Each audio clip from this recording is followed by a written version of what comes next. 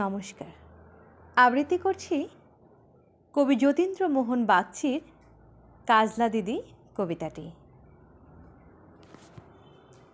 বাঁশ বাগানের মাথার উপর চাঁদ উঠেছে ওই, মাগো আমার শোলক বলা কাজলা দিদি কই? পুকুর ধারে লেবুর তলে থোকায় থোকায় জোনাক জলে, ফুলের গন্ধে ঘুম আসে না, একলা জেগে রই।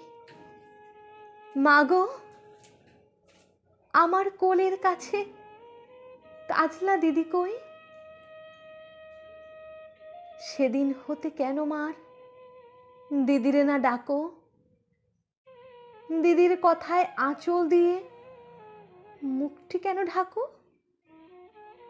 খাবার খেতে আসি যখন দিদি বলে ডাকি, তখন ও ঘর থেকে কেন মার দিদি আসে না কো? আমি ডাকি তুমি কেন চুপটি করে থাকো? বল মা, দিদি কোথায় গেছে, আসবে আবার কবে?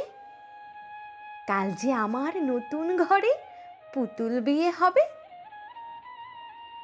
দিদির মতো ফাঁকি দিয়ে আমিও যদি লুকাই গিয়ে, তুমি তখন একলা ঘরে কেমন করে রবে?